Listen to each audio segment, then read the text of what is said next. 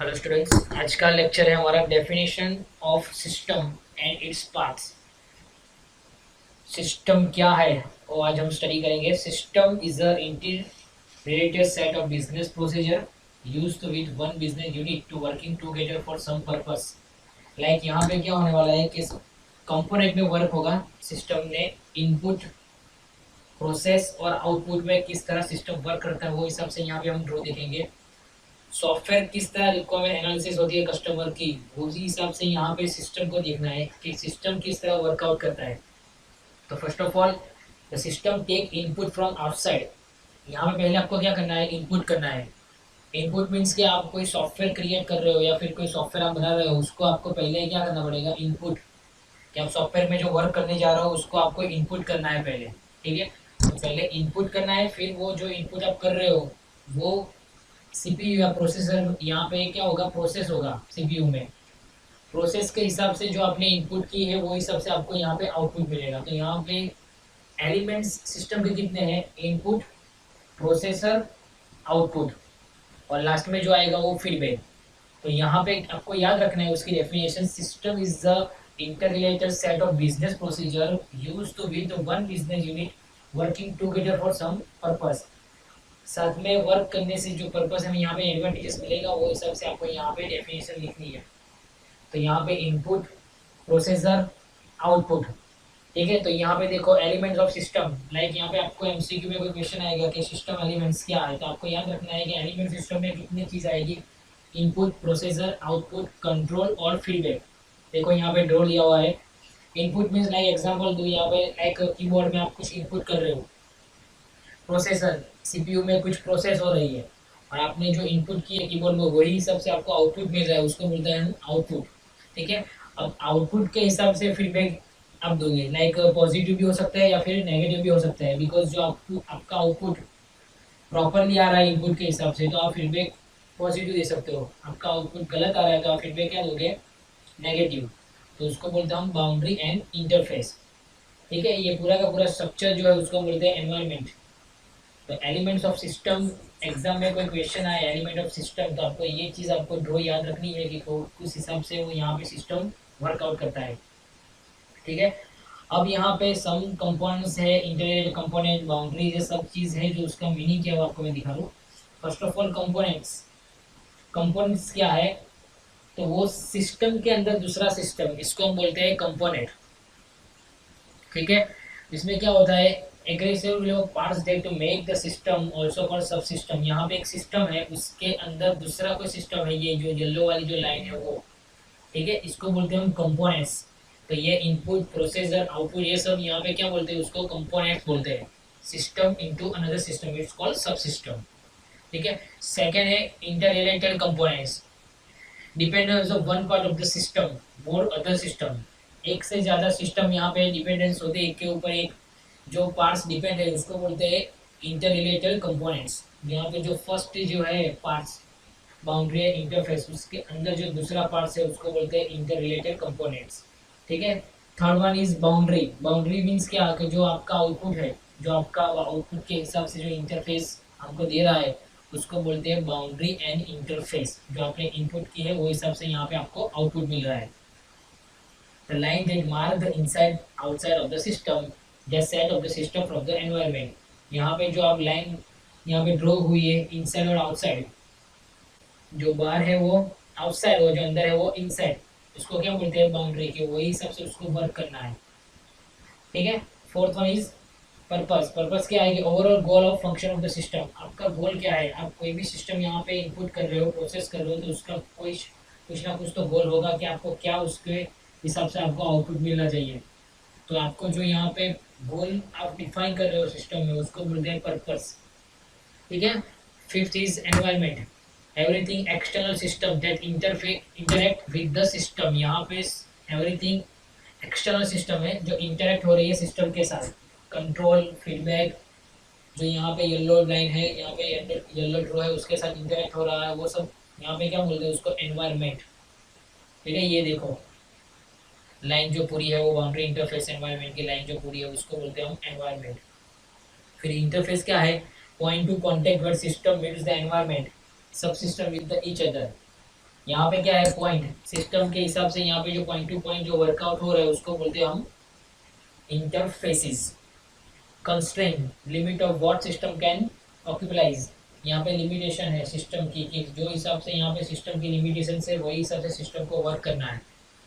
ठीक है, उसको बोलते हैं कंस्ट्रेंट। फिर इनपुट तो आपको पता ही है कि information enter the system for the processing, कुछ प्रोसेसिंग करने के लिए सिस्टम में हमको जो इनपुट करते हैं इंफॉर्मेशन उसको क्या बोलते हैं, इनपुट। ठीक है, आउटपुट किसको बोलते हैं, जो इनपुट हमने यूजर से इनपुट किया है उसके हिसाब से हमको जो सिस्टम गेट होगा output, system is get to the output जो हेल्पफुल है उसको बोलते हैं हम आउटकम द प्रोसेसिंग। तो प्रोसेसिंग से वहां से हमारे पास जो आउटपुट आ रहा है फाइनल इनपुट की तरह उसको बोलते हैं आउटपुट। ठीक है, तो आपको एलिमेंट्स याद रखने के लिए पहले क्या रखना है, इनपुट, प्रोसेसर, आउटपुट, फीडबैक और कंट्रोलर। फिर उसके पास जो है वो क्या क्या वर्क कर रहा है वो आपको याद रखना है, component, interrelated components, boundaries, purpose, environments, interfaces, constraints, input, output, ये सब चीज़ आपको याद रखनी है किस हिसाब से सिस्टम वर्कआउट कर रहा है। ठीक है, अब है उसके characteristics of types, characteristics and उसके टाइप सिस्टम के क्या क्या है। तो फर्स्ट ऑफ ऑल कैरेक्टरिस्टिक दे देते हैं, उसमें फर्स्ट है organisation. Organisation mean structure and order. Example, hierarchical organisation is a company. Computer system organized of various components like input device, output device, CPU, storage device. Okay, organisation means क्या है कि आप कोई कंपनी यहाँ पे organise कर रहे हो, हायरार्ची कर दो, उसके हिसाब से आपको कंप्यूटर सिस्टम होनी चाहिए। तो कंप्यूटर सिस्टम में सब कंपोनेंट होते हैं like input device, output device, mouse, keyboard, CPU, storage device, hard disk, RAM, ये सब चीज़ की जरूरत पड़ेगी, तो इसको बोलते हैं ऑर्गेनाइजेशन। ठीक है, तो कैरेक्टरिस्टिक्स ऑफ सिस्टम में फर्स्ट है हमारा ऑर्गेनाइजेशन। फिर सेकंड क्या है, इंटरेक्शन। इंटरेक्शन मीन्स क्या, बिटवीन सब सिस्टम और components. Example, the main memory hold the data has to operate by the ALU. यहाँ पे जो हमारे पास मेन मेमोरी होती है जो डेटा को होल्ड यहाँ पे होता है ऑपरेट करने के लिए, तो इस सब चीज़ को हम बोलते हैं इंटरेक्शन। ठीक है, मेमोरी। फिर है interdependency, means component leakage and component dependency. यहाँ पे जितने भी वर्क हमने यहाँ पे डेटा एंटर किया है, इम्प्लीमेंट करना हो डेटा को, यहाँ पे स्टोरेज करना हो, तो ये सब चीज़ यहाँ पे कंपोनेंट डिपेंडेंसी में आएगी। इंटीग्रेशन में क्या है कि how to sub system are try to together achieve the system objective. यहाँ पे सिस्टम किस तरह अचीव होगा ऑब्जेक्टिव सब सिस्टम में, इसको बोलते हैं integration. Central objective should be known the earlier phase of analysis means designing. यहाँ पे सेंट्रल ऑब्जेक्टिव क्या बोलते हैं, एनालिसिस मीन्स डिजाइन, कि हम सिस्टम को किस तरह डिजाइन करते हैं। ठीक है, तो there are 5 types of characteristics of system. यहाँ पे सिस्टम की जो कैरेक्टरिस्टिक्स है वो आपको याद रखनी है। There are 5 types of organisation, interaction, interdependency, integration and central objective. ये 5 टाइप्स है जो सिस्टम के आपको याद रखने हैं कि किस तरह यहाँ पे वर्कआउट होगा सिस्टम में। ठीक है, उसके साथ है टाइप्स ऑफ सिस्टम। सिस्टम के टाइप्स कितने हैं, तो फर्स्ट ऑफ ऑल फिजिकल और एब्स्ट्रैक्ट सिस्टम। एब्स्ट्रैक्ट और फिजिकल लिखा है यहाँ पे, देखो और लिखा है तो दोनों में से एक जब लिख सकते हो। तो फिजिकल सिस्टम क्या है, तो टेंजिबल एंटिटीज लाइक स्टैटिक और dynamic nature. Desk and chair are the static parts. यहाँ पे जो हमारा डेस्क है, हमारा चेयर है, उसको हम बोलते हैं स्टैटिक पार्ट्स, जिसको हम छू सकते हैं, जिसको हम टच कर सकते हैं, उसको बोलते हैं physical system. Like programs, data, application can change according the user needs. User की जो रिक्वायरमेंट है उस इसके हिसाब से आप एप्लीकेशन को चेंज कर रहे हो, उसके डेटाज, उसके प्रोग्राम्स, इसको बोलते हैं हम physical system. Abstract system are conceptual means it's not a physical entities, उसको हम छू नहीं सकते। इसमें भी formula represent of model of real system. ठीक है, वो एक फॉर्मूला है एब्स्ट्रैक्ट सिस्टम जो रिप्रेजेंट हो रही है रियल सिस्टम, उसको आप छू नहीं सकते, वो अपने हिसाब से वर्कआउट कर रहा है। तो फिजिकल और एब्स्ट्रैक्ट में आपको याद रखना है, physical means desk, chair, static part जो उसको हम छू सकते हैं, और एब्स्ट्रैक्ट मीन्स जिसको हम छू नहीं सकते, this is not physical entities. ठीक है, तो first is physical and abstract system. Second is open close system. Open system has many interface with environment, can also adopt the changing the environmental condition, can receive input from, deliver output from outside system. Open system means कि आगे पहले से उसको पता है कि output क्या आने वाला है, क्या इनपुट कर रहे हो, क्या प्रोसेस होने वाली, क्या आउटपुट आने वाला है, क्या डिलीवर होने वाला है आउटसाइड द सिस्टम, इसको पहले से ही पता है, उसको बोलते हैं ओपन सिस्टम। ठीक है। क्लोज सिस्टम क्या है? System that do not interact with environment. Close system exist in the conceptual only. यहाँ पे आपको पता नहीं है, आप इनपुट कर रहे हो पर आपका आउटपुट क्या आएगा यहाँ पे आपको पता नहीं है, उसको बोलते हैं क्लोज सिस्टम। ओपन में क्या है कि ऑलरेडी आपको पता ही है कि आप जो इनपुट करें उसका आंसर वही आने वाला है, उसका आउटपुट वही आने वाला है, उसको बोलते हैं ओपन सिस्टम। क्लोज सिस्टम में क्या है, यहाँ पे आपको आउटपुट पता नहीं चलेगा by the outside the processor. तो इस हिसाब से आपको क्लोज सिस्टम में उसको याद रखना है, जिस द कंसेप्ट ओनली। ठीक है। तो ये था उसका टाइप्स। तो elements of system, types of system, characteristics of system, ये सब चीज़ आपको याद रखनी है सिस्टम एंड इट्स पार्ट्स। तो ये था हमारा first topic, definition of system. तो आपको ये याद रखना है, इनपुट, प्रोसेसर, आउटपुट और फीडबैक, और लास्ट में क्या आएगा, कंट्रोल। ठीक है। तो ये डेफिनेशन आपको याद रखनी है सिस्टम की। तो ये था हमारा फर्स्ट कंसेप्ट।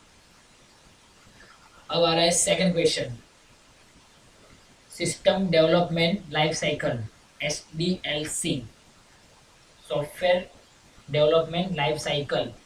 लास्ट टाइम हमने जो लाइफ साइकिल मीन्स मॉडल जो देखे थे, वाटरफॉल मॉडल, स्पाइरल मॉडल, ये सब चीज़ सॉफ्टवेयर डेवलपमेंट लाइफ साइकिल में ही यूज होने वाली है।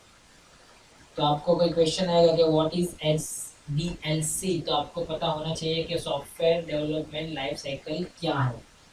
ओके। तो फर्स्ट उसमें यहाँ पे है what is SDLC and why we need them, how to select the right SDLC। ये हमारा एजेंडा है आज का। ठीक है। तो उसमें फर्स्ट व्हाट इज SDLC, तो ये रहा हमारा ड्रॉ कि SDLC है क्या। तो देखो यहाँ पे software development methodology, software development life cycle, software development process, software process, ये सब चीज़ यहाँ पे SDLC में यहाँ पे यूज होने वाली है।